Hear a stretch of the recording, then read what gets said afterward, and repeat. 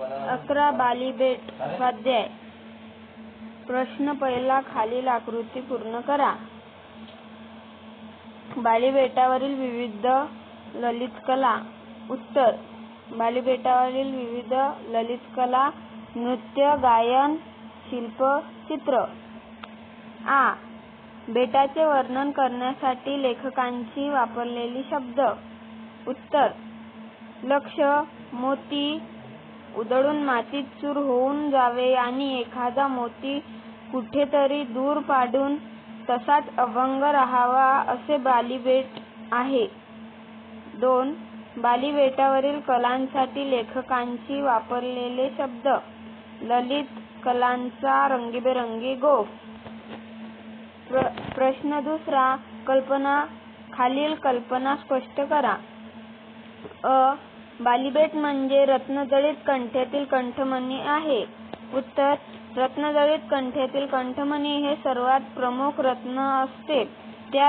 त्याप्रमाणेच इंडोनेशिया हा अनेक बेटांचा मिळून बनलेला देश आहे आणि या सर्व बेटांमध्ये बाली हा सर्वात प्रमुख बेट आहे. आ. बाली हा टुरिस्टांचा स्वर्ग आहे. उत्तर. टुरिस्टांना जे जे आवडते, जे जे पाहावेसे वाटते, जे जे हवेसे वाटते ते सर्व बाली बेटावर आहे, म्हणून बाली हा टुरिस्टांचा स्वर्ग आहे. इ. बेटावर घड्याळ नावाची गोष्ट नाही. उत्तर. भर दुपार असो की मध्यरात्र असो, तेथील तरुणी सारख्याच उत्साहाने टुरिस्टांचे स्वागत करतात. या स्वागताला वेळेचे बंधन नाही. इ. बालीबेटावर बाग एकत्र कुटुंबासारखी वाटत होती. उत्तर. बालीबेटावरील जागेत जणू शिशुवर्गात जाणारी व डोळे मिचकवणारी बहरलेली रोपटी होती. अंग धुणे झालेल्या वेली होत्या. वृद्ध वृक्षांचा समुदाय डुलक्या देत होता, म्हणून ती बाग कुटुंबासारखी वाटत होती. प्रश्न तिसरा. खालील मुद्द्यांच्या आधारे बालीबेटावरील माहिती लिहा. उत्तर. बालीबेट. बालीबेट हे इंडोनेशियाच्या बेटाच्या कंठ्यातील कंठमणी आहे. लक्ष: मोती उधळून मोतीत चूर व्हावे आणि एखादा मोती कुठेतरी दूर पडून तसाच अभंग राहावा असे हे बालीबेट आहे. स्थान: बालीबेट हे जकार्ताहून विमानाने समोर 2 तासांच्या अंतरावर आहे. तेथे जायचे म्हणजे देनपसार गावाच्या चिमुकल्या विमानतळावर उतरावे लागते. बाली हा टुरिस्टांचा स्वर्ग आहे. घरे व हॉटेल्स इथे टुरिस्ट खातात. अतिशय तत्पर आहे. लेखक कोण आहे हे कळल्यावर विमानतळाच्या तळावरच एक तरुण अधिकारी म्हणाला, "तुम्हा उभयतांचे अधिक मनःपूर्वक स्वागत."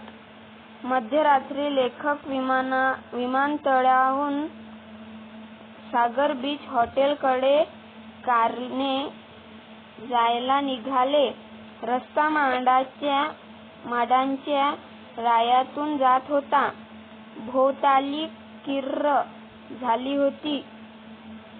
मधूनच झापांची छपरे असलेला झोपडपट्ट्यांचा पुंजका दिसायला. सुमारे 1.5 तासाने कार त्या हॉटेलसमोर उभी राहिली. हॉटेल म्हणजे टुमदार बंगली होती.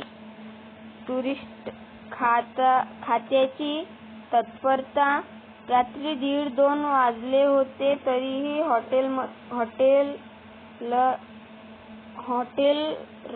हॉटेलरच्या मुलींनी प्रवाशांचे तत्परतेने स्वागत केले.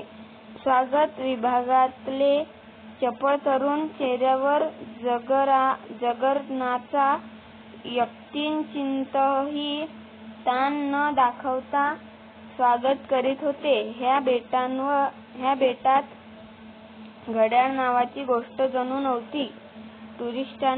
सर्व टुरिस्टांना त्यांच्या विश्रांतीच्या खोल्या दाखवून दिल्या. निसर्ग सौंदर्य, समुद्र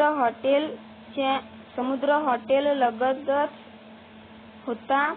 पहाटेलाच कोळ्यांच्या होड्या समुद्रात मासेमारीला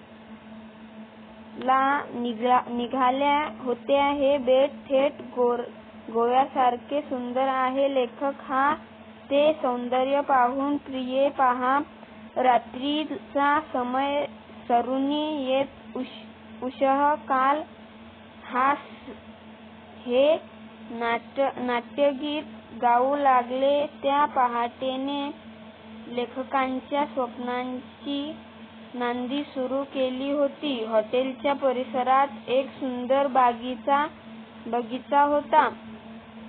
त्यातील रोपटी बालकांसारखी वेली तरुणी सारख्या व वृक्ष वृद्धासारखे वाटत होते. ती बाग म्हणून एकत्र कुटुंब वाटत होते. एकूणच हे भेट रम्य, मनोहर आणि निष्पाप वाटते. बदलते रूप, पण आज सुधारलेल्या दुनियेकडून येणारे वारे खाली बेटावरूनही वाहू लागले आहे. डोक्यावर विमाने घरघरायला लागली आहेत. रेडिओने त्यांना उरल्या जगाशी जखडले आहे. एखाद्या तंबूतला सिनेमाही फिरत असेल. वर्तमानपत्रेही आहेतच. बाली बेटाचे रूप असे बदलत आहे. प्रश्न 4.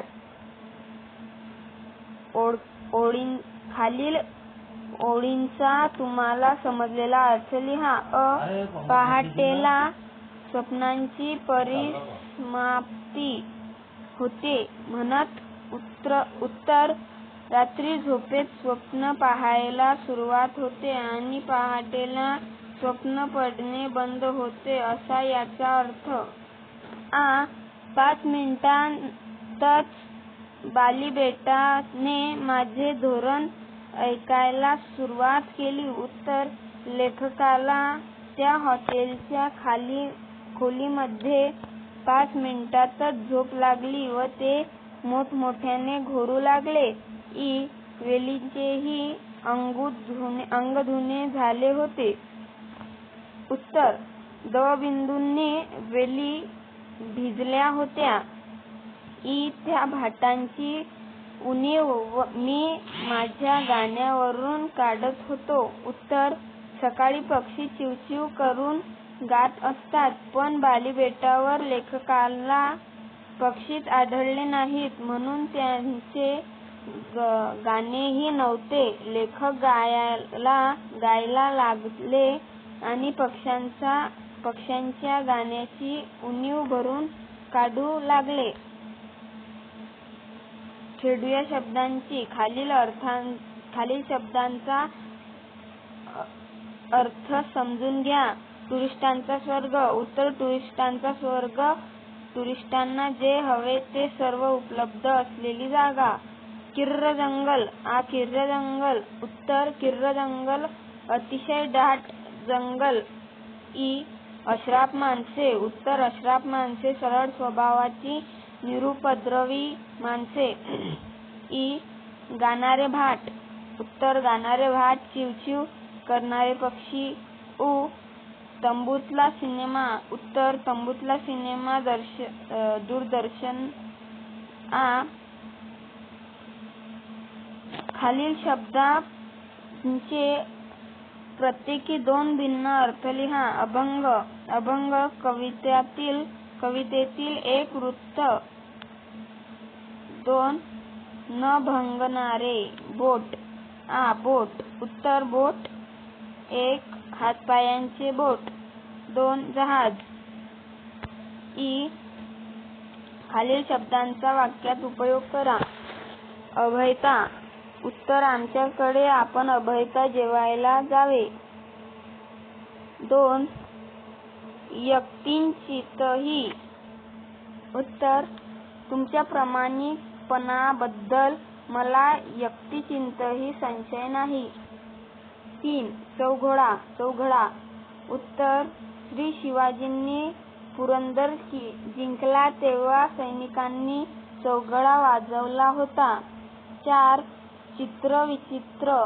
उत्तर भारतात अजूनही चित्र रूढीरूढ होतात आहेत.